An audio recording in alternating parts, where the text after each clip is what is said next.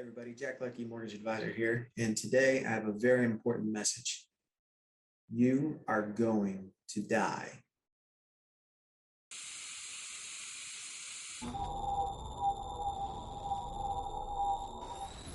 Now, this isn't like a horror movie or something. This isn't a Ray Comfort style evangelism video. Does it make you think about your own mortality?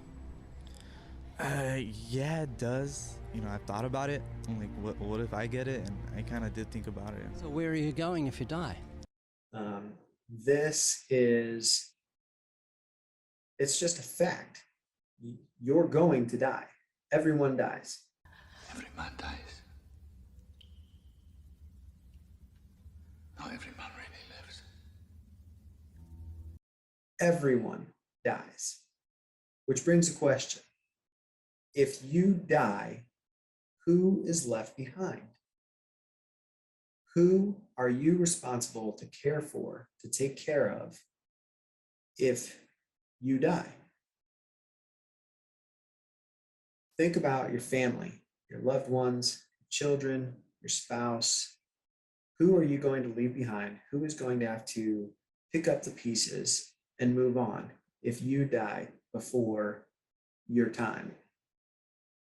You owe it to them to make sure that you have plans in place if the worst thing happens. So, towards that end, I have 3 questions to ask you today. Number 1, where will you go when you die? Where are you going if you die? I thought about it that way. Now, I said this isn't a Ray Comfort style video, but still got to ask that question. You need to figure that out for yourself. Where are you going when you die? Question number 2, do you have life insurance? Life insurance is money set aside that will cover your family's living expenses if you were to all of a sudden pass away. This is most important for, the breadwinner of the family. If you were to untimely pass on before your kids grow up and move out, how are you going to pay for their expenses if you can't work anymore? So that's a very important thing to look at. Most experts say that a good rule of thumb is 10 times your annual income in life insurance. I think it's a little more complex than that. You need to think about who is going to be left behind and what they are going to need.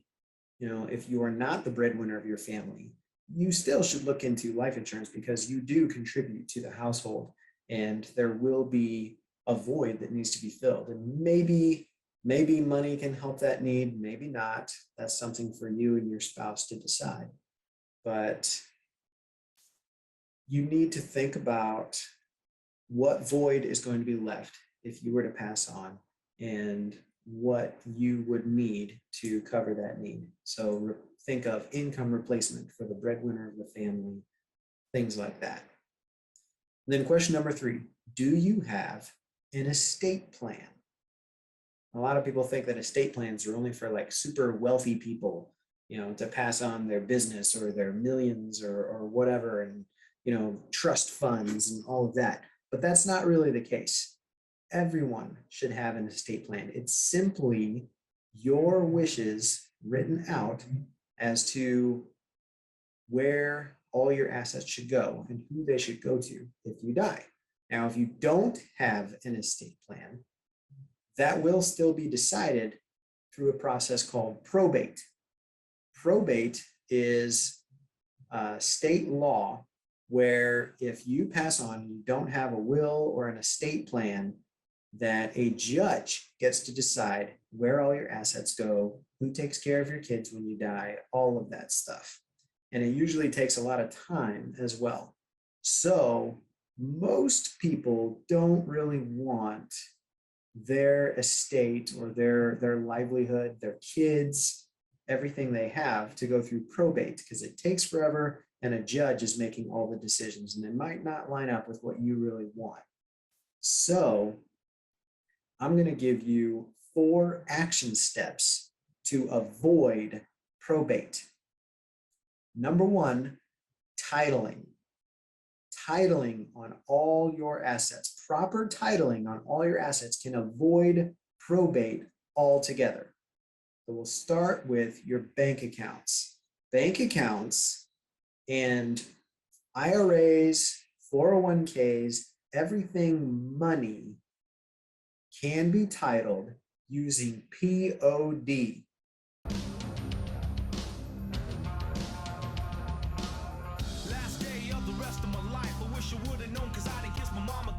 Yes, POD, payable on death. Yes, popular rock band from the early 2000s, but also that is the name for the proper titling on your financial accounts. What payable on death means is it is payable, as in can be paid to whoever you designate as the beneficiary on your death. You die, your beneficiary gets a death certificate, brings it to the bank or the financial firm or whatever, and shows it to them, and they just give those assets over to your beneficiary. Simple as that. No probate, nothing. Just boom. Money immediately goes to who you wanted it to go to. You can do the same thing with your other assets, your cars.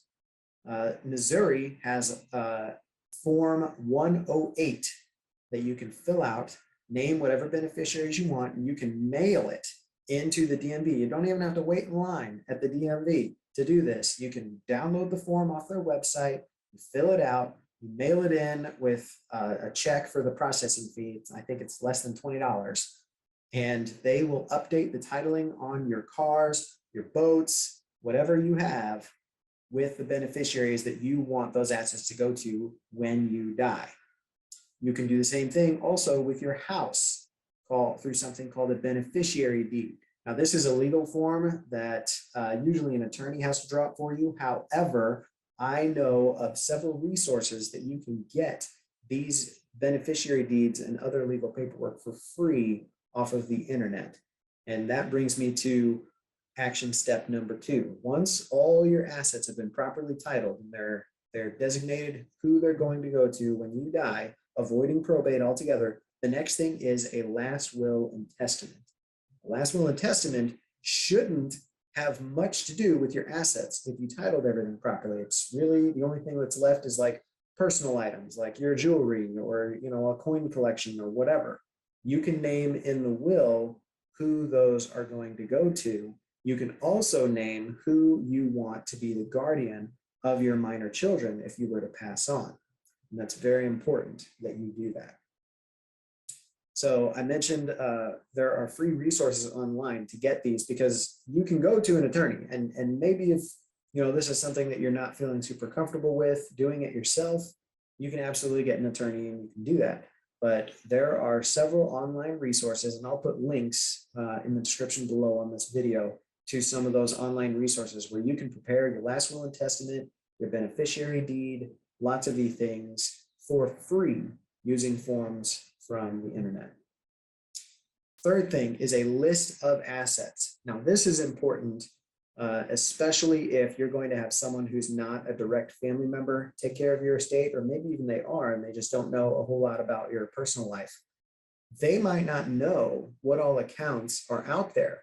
You may have money in 3 different banks. You may have 401ks from 5 previous employers that you haven't rolled over. You should probably roll those over. But in the meantime, you should have a list of all your assets, all your real estate, everything you have. It may be a really small list, it may be a really big list, but you need to have a list of all that stuff in your estate plan, where whoever is picking up the pieces after you die can get that and get all that stuff figured out.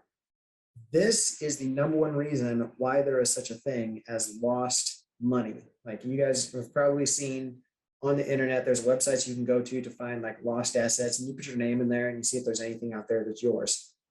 Most of the time that comes from old accounts from, grandparents who died and nobody knew that they had this account, and you're the beneficiary on it and you had no idea.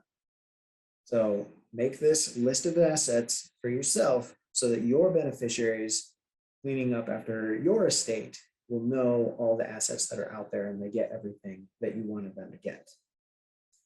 And then the last one kind of goes along those same lines. Once all of this is done, you need to have your list of assets and your last will and testament in a folder or a Google Drive or something and give it to your beneficiaries. Now, this is so important because they don't know. They're not going to know. If you stash it somewhere in your house, they might not find it. They might not have no idea, and everything will go through probate and the whole deal.